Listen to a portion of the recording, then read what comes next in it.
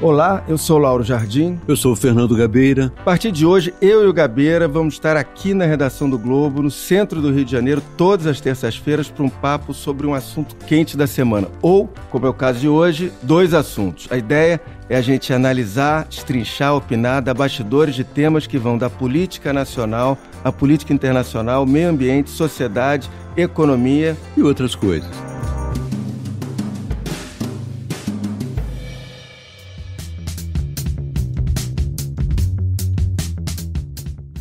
O Lauro Gabeira vai estar disponível a partir das 5h30 da tarde, das terças-feiras, no site do Globo, no Spotify, no iTunes ou na sua plataforma preferida de áudio. Mas é claro que você vai poder ouvir no melhor horário que se encaixar no seu dia. Nesse primeiro episódio, a gente vai conversar sobre as surpreendentes revelações do caso Marielle na semana passada, o depoimento do porteiro e todo o imbróglio em torno disso. E a gente vai falar também do julgamento de quinta-feira, no dia 7, no Supremo, que vai decidir, enfim, a questão da prisão em segunda instância. Se vai ser mantido o que foi decidido há apenas 3 anos pelo Supremo ou se os ministros vão mudar a visão deles sobre o assunto, o que pode resultar, ao fim e ao cabo, no Lula livre até o final do mês. Bom, antes eu queria dar uma panorâmica no que o Gabeira, que vive rodando o Brasil em busca de novas histórias para o programa dele na Globo News, anda fazendo. Gabeira, conta aí para onde você viajou dessa vez. Olha, eu vou contar, mas eu te peço 1 minuto para dizer como eu estou satisfeito por iniciar um podcast. Na juventude eu trabalhei no rádio, fazia reportagens de rádio. E agora... No Juiz de Fora? Fazia reportagens na rádio industrial. E agora eu me sinto rejuvenescido pela tecnologia, né? Podendo de novo voltar a falar um pouco, usar a voz, né? Em outras palavras. Só que na época eu irradiava até procissão, era dificílimo. Agora é muito mais fácil falar desses temas. E eu ando trabalhando muito com a questão da mancha de óleo, né? Estive no Nordeste várias vezes e tal, e vou voltar agora para fazer um trabalho de levantamento dos estragos, da repercussão, enfim. Continuo trabalhando nesse caso. Não sei se o pior já veio ou não veio. O presidente acha que o pior ainda virá. Eu acho que talvez ele tenha se precipitado um pouco ao afirmar isso. Mas vamos continuar trabalhando nisso porque é o tema ainda da minha área e é um tema que preocupa a muita gente. E você andou dando notícias interessantes essa semana? Eu publiquei ontem, segunda-feira, uma informação relevante sobre a história lá dos porteiros, a confusa história do porteiro, que na verdade são 2 porteiros em questão. O Jornal Nacional teve acesso com exclusividade a registros da portaria do condomínio onde mora um dos suspeitos de matar a vereadora Marielle Franco e o motorista Anderson Gomes. É o mesmo condomínio onde o presidente Jair Bolsonaro tem casa. Um é o porteiro que deu 2 depoimentos já na Polícia Civil do Rio de Janeiro, dizendo que deu autorização para o Elcio Queiroz, hoje está preso, que foi o acusado de ter sido o motorista do carro onde o seu amigo Rony Lessa, que morava no condomínio do presidente Bolsonaro, teria atirado na Marielle. O que foi dito, então? Que o porteiro declarou no depoimento que o seu Jair autorizou a entrada do Elcio Queiroz. Só que, em seguida, logo depois das revelações do Jornal Nacional, o Carlos Bolsonaro, filho do presidente, morador também do mesmo condomínio, botou nas redes sociais um áudio do porteiro dizendo que ele ia para a casa do Rony Lessa.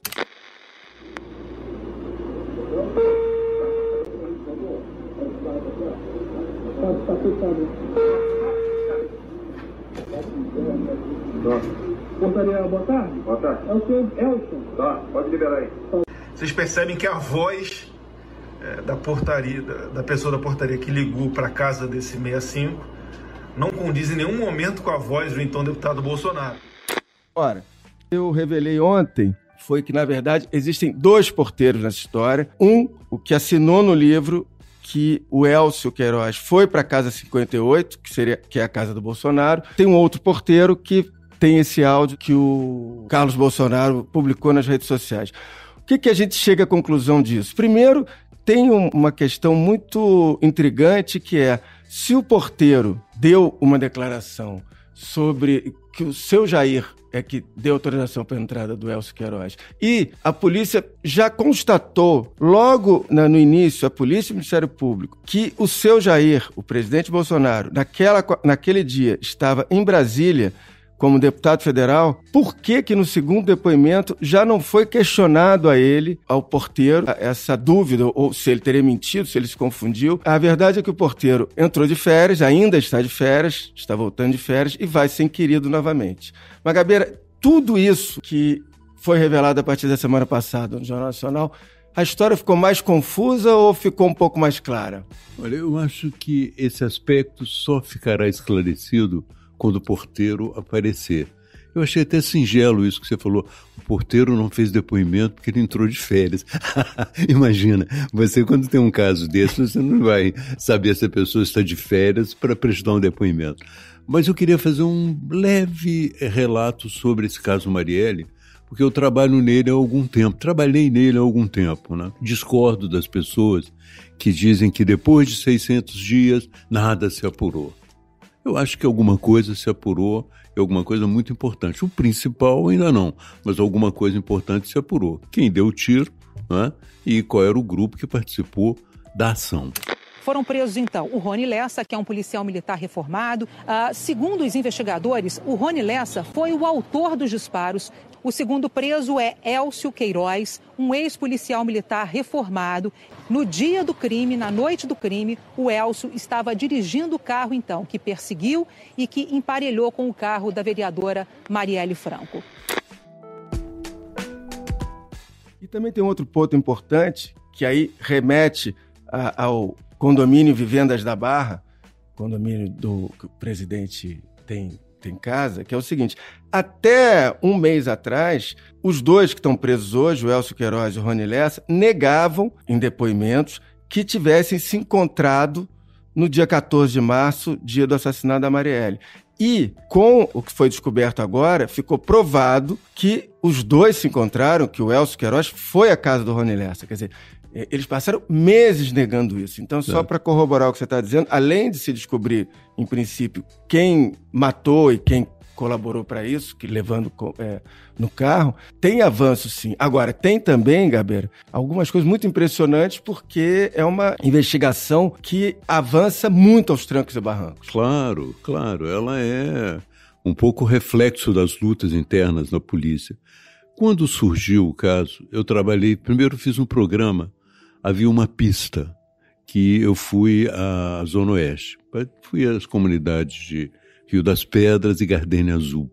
Eu tinha uma informação de que a milícia naquela região queria verticalizar a favela. Verticalizar significa construir prédios maiores, e que havia um grupo de mulheres que resistia a isso com a ajuda da Marielle. Eu fui para lá, não consegui achar essas mulheres. Eu acredito até que se achasse, elas não falariam comigo, porque é uma coisa muito perigosa. Mas, de qualquer maneira, eu mostrei nesse programa aquilo que o Raul Jungmann chama o coração das trevas, como as milícias e políticos estavam ligados ali, visualmente, a onipresença dos alguns políticos nas áreas de milícia. Depois, consegui também, fiz um programa sobre o crime em si, como apurar esse crime. E o meu palpite, na época, de que a única solução para se chegar a um entendimento sobre o que aconteceu era exatamente usar a tecnologia e a ciência, sobretudo o conjunto de ligações telefônicas feitas naquele momento. Eu acho que isso teve algum avanço, representou algum avanço e levou a esse caso. Mas, quando surge a questão do porteiro, aí fica bastante complicado. Eu até me aventurei um pouco em falar sobre o porteiro, sobre o condomínio, mas eu acho que isso é uma coisa no momento, é uma coisa para roteirista de televisão, não é para jornalista. Quer dizer, o jornalista precisa descobrir o porteiro. Sem o porteiro, sem que ele diga exatamente o que aconteceu, é muito difícil, não é? O porteiro contou à polícia que, horas antes do crime, o outro suspeito do assassinato entrou no condomínio e disse que iria para a casa de Bolsonaro. Mas os registros de presença da Câmara dos Deputados mostram que Jair Bolsonaro estava em Brasília nesse dia. Ele ouviu realmente a voz do seu Jair? Né? Se ouviu a voz do seu Jair, foi pelo interfone? Os interfones desse condomínio se conectam diretamente com telefones ou com as casas, né? Eu acho que um porteiro costuma confundir pouco uma casa com a outra, né? Até mencionei as pessoas snobs que veem a caatinga e falam todas as árvores aqui são iguais. Quer dizer, para o porteiro as casas não são iguais. Há um vazamento ali, há uma pane elétrica ali, há um dono ali, é difícil confundir. Deixa eu acrescentar uma informação que eu apurei junto com uma pessoa muito ligada à família Bolsonaro. Além disso tudo, o Bolsonaro tinha como costume enviar para a portaria, aí não sei para quais porteiros, mas imagino para que todos, era um costume da família Bolsonaro enviar jornais, revistas, pão, refrigerantes. Ele fez isso muito tempo. Tinha ali uma ligação, e aí o que eu estou falando no bom sentido, isso aí é uma coisa que muita gente faz. Positivo que eu faço. O que eu quero ressaltar é o seguinte, é óbvio que o porteiro sabia exatamente quem estava na Casa 58, ele era então deputado federal, iniciando em março a corrida para presidente da República, mas no mínimo era talvez o morador, talvez não, com certeza o morador mais célebre do condomínio. Então o porteiro sabia que era como confundir a voz. De novo... Temos que perguntar a ele. Temos que perguntar. É difícil perguntar. Aparentemente, daqui 7 dias vamos ter essa resposta, exato, porque vai ser tomado um novo depoimento dele. Mas, de novo, fica a pergunta, por que num segundo depoimento, repito, ele deu 2 depoimentos, já não foi perguntado isso tudo a ele, que são perguntas que nós estamos fazendo aqui, as mais óbvias que qualquer policial ou agente do Ministério Público deveria ter feito. Exato, esse processo é um processo complicado, né? Ele não tem o rumo normal que os outros processos têm. E vamos esperar, porque fora dessa aparição, é só especulando mesmo, né? No entorno do governador Wilson Witzel, tem uma especulação, eles falam o tempo todo sobre isso, que o que o presidente quis esse tempo todo e o que quer, acusando o governador... Federalizar. É federalizar a apuração, porque ele teme o que vai aparecer aqui. O Witzel tem um problema, porque ele vazou uma informação para o Bolsonaro. O Bolsonaro revelou isso. Dia 9 agora, desse mês de outubro, esse mês 9 de outubro, às 21 horas, eu estava no Clube Naval do Rio de Janeiro, quando chegou o governador Witzel me falou o seguinte: o processo está no Supremo. Eu falei, que processo? Que processo? O processo da Marielle. O que eu tenho a ver com a Marielle? Não, o porteiro citou teu nome. Ou seja, Witzel sabia do processo que estava em segredo de justiça. E o Witzel não desmentiu, portanto, eu ontem conversei com 2 pessoas muito próximas ao governador e perguntei, mas por que ele não desmentiu? Não se desmente, presidente. Infelizmente, eu recebi com muita tristeza essas levianas acusações. Acusações contra a minha atividade como governador. Bom, não é bem assim. Um caso desse é um caso que se desmente, presidente, sim, se for necessário, se for a realidade. Esse negócio de segredo de justiça, né? Quando se trata de um governador e de um presidente, eles quebram o segredo com a maior tranquilidade. Claro. É isso. Vamos esperar, porque no momento ainda é especular. O porteiro vai aparecer e vai contar a sua história.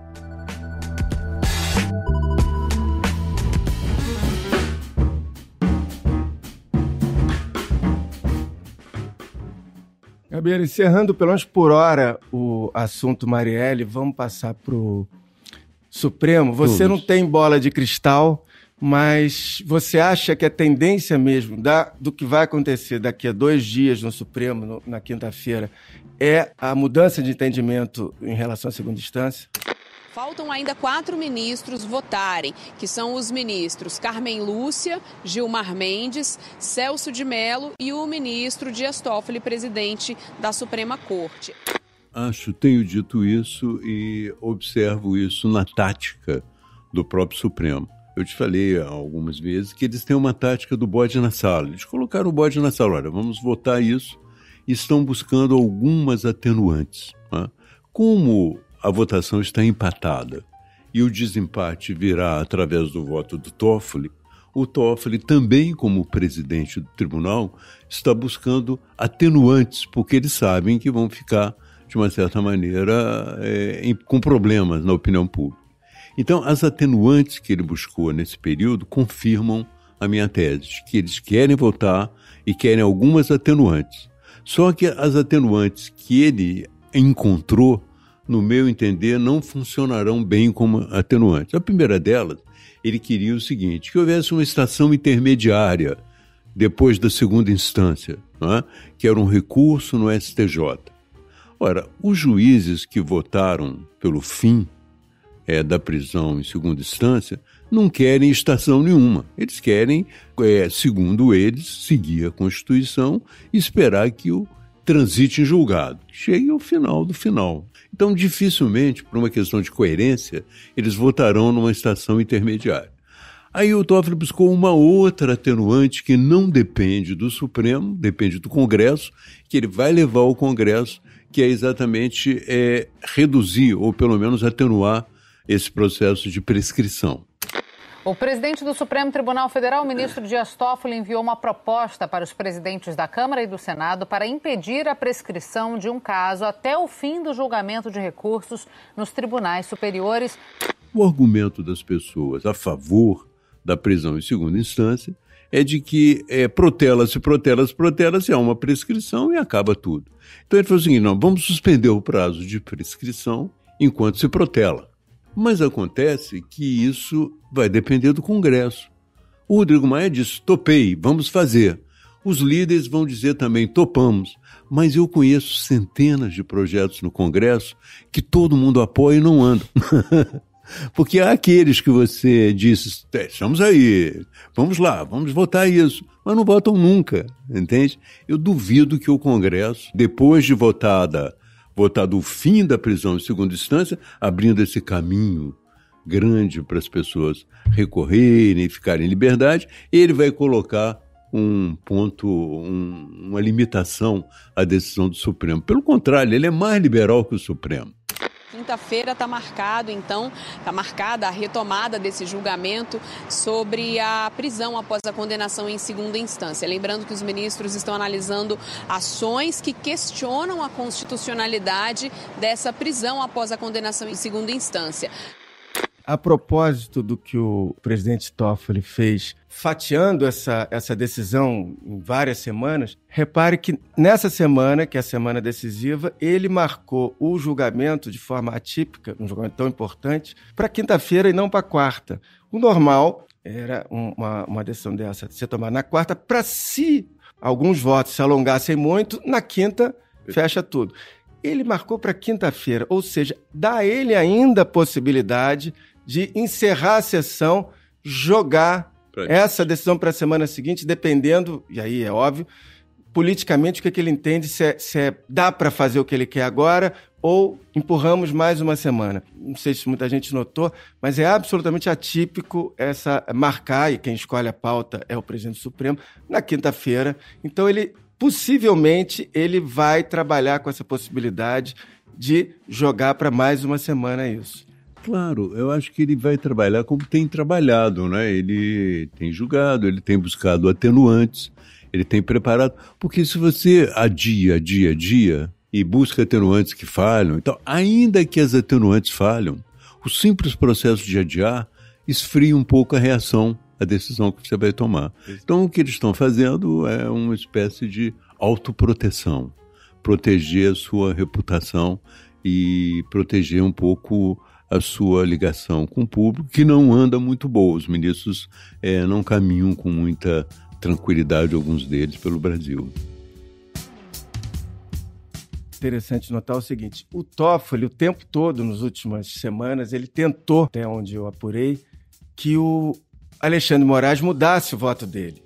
Alexandre de Moraes manteve o voto que deu em 2016 pela prisão imediatamente após a decisão em segunda instância.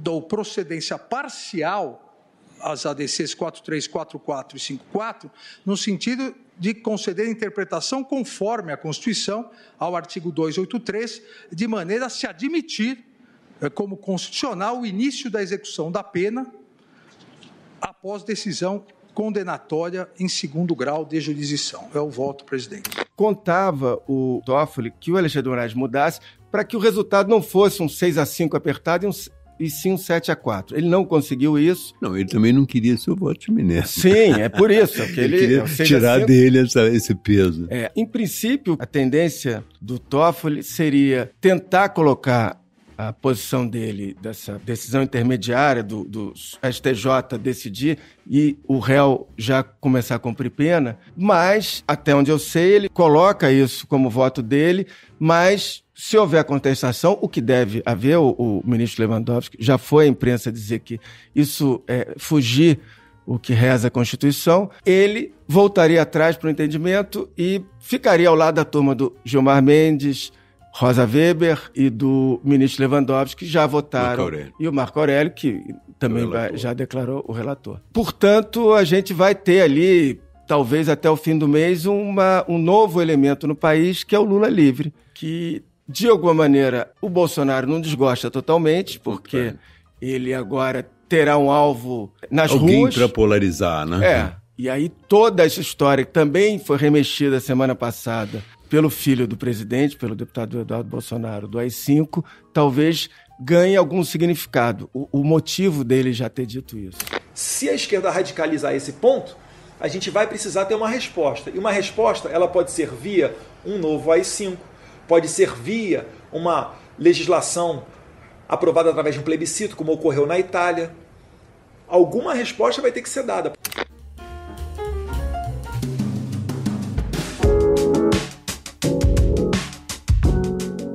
Uma coisa sobre o Toffoli, antes de entrar na outra etapa, no Lula livre, uma coisa sobre o Toffoli é o seguinte: ele, para mim, se mostrou realmente muito audacioso ao definir que devia suspender as investigações sobre atividades financeiras. É algo que rompe com o protocolo internacional e que joga o Brasil na situação de um Shangri-La de bandidos. A polícia e o Ministério Público paralisaram investigações sobre lavagem de dinheiro em pelo menos 12 estados. Além da Lava Jato, alguns desses inquéritos envolvem facções criminosas e milícias. Então ele é um cara que, depois dessa, entende, ele continua se equilibrando. Ele fez isso também para se equilibrar um pouco com o Bolsonaro, né, atendendo a um pedido do Flávio Bolsonaro. Ele vai tentando esse equilíbrio, mas também podendo fazer, ele faz. Né? O que ele fez com a questão das investigações financeiras é algo que dificilmente um presidente de um Supremo Tribunal Federal faria, entende, em condições normais. Agora, quanto ao Lula... Assim como ele se calou na semana passada, quando o Eduardo Bolsonaro se referiu à possibilidade de uma volta do AI-5. Exato. Aí entram realmente essa possibilidade. Ele estava pensando potencialmente nessa possibilidade do Lula livre, mas estava pensando também nos casos que aconteceram no Chile, nas revoltas que aconteceram no Chile. No Chile, 1 milhão de pessoas saíram às ruas pelo 8º dia seguido para protestar contra o governo do presidente Sebastián Piñera. O pacote de medidas sociais anunciado por ele não foi capaz de conter a manifestação desta sexta-feira, considerada a maior desde o fim da ditadura. E não houve o AI-5 no Chile. Houve alguns dias de toque de recolher e já caíram. Não, os dias de toque de recolher já se foram. Então, o que eu acho é que talvez a esquerda seja inteligente o bastante para perceber que quando querem que você radicalize, é porque a tua radicalização vai ser do interesse deles. Né? É possível que ela raciocine assim, bom, não vamos radicalizar, porque a radicalização é tudo que eles estão pedindo desesperadamente nesse momento. E acho que, muito possivelmente, segundo os prognósticos, não será apenas Lula livre como consequência, mas José Dirceu livre, uma série de outros presos livres. Apenas ficarão, segundo os cálculos já e as projeções, ficarão presos o Eduardo Cunha e o Sérgio Cabral, entende? Que estão ali numa situação mesmo de mais estigmatizados, né? E isso é realmente um marco, mais no momento que nós estamos falando e que isso tudo está acontecendo, a Lava Jato continua trabalhando, e continua trabalhando exatamente em áreas que podem atingir pessoas com foro privilegiado. Hoje mesmo, enquanto a gente grava aqui o programa, está tendo uma operação com 18 buscas e apreensões em Brasília, inclusive em endereços como o do senador Renan Calheiros. Quer dizer, a Lava Jato tomou um golpe, ela está, digamos, de perna quebrada, mas ainda consegue andar. Continua andando. E eu acho que o ideal é tentar observar que a frase do Eduardo Bolsonaro motivou muito, não só a imprensa, como motivou também muito a classe política, todos eles. Digamos assim, há um vigor democrático ainda correndo no país. Então, a frase dele até que ajudou as pessoas a compreender que existe uma maquinação golpista no ar, entende? E que nós temos que nos unir, aqueles que são pela democracia, têm que se unir, porque isso, quando acontecer, nós teremos que resistir à altura, se acontecer. Eu acho que não acontece porque existe uma coisa muito comum ao ser humano, que é tentar reproduzir momentos históricos em outras situações. Isso não acontece, a história não se repete dessa maneira, certo. Entende? Não há mais as condições para um AI-5 e nem haverá essa radicalização que ele espera. Então é mais assim, um desejo interno deles de um cenário. Olha, nós gostaríamos tanto de um cenário em que a esquerda radicalizasse para a gente poder decretar um AI-5 e eu mandar em vocês todos. Vocês não podem mais escrever isso, vocês não podem mais se mover. Eu quero ser o ditador, mas vocês não contribuem.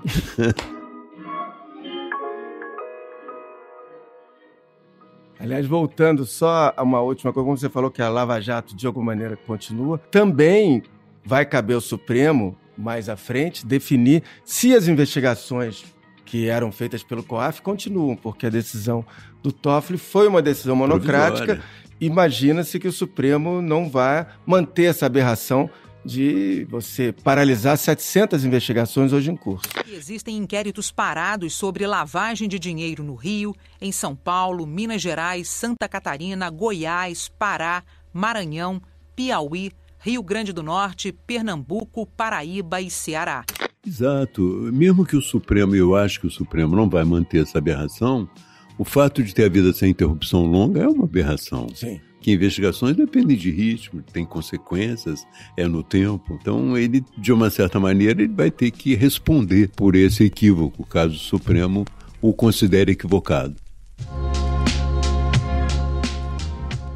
Bom, está terminando aqui o Lauro Gabeira de hoje. O Lauro Gabeira, eu vou repetir, vai estar disponível a partir das 5h30 da tarde, das terças-feiras, no site do Globo, no Spotify, no iTunes ou na sua plataforma preferida de podcast. Na terça que vem, a gente está de volta. Deus quiser. É isso.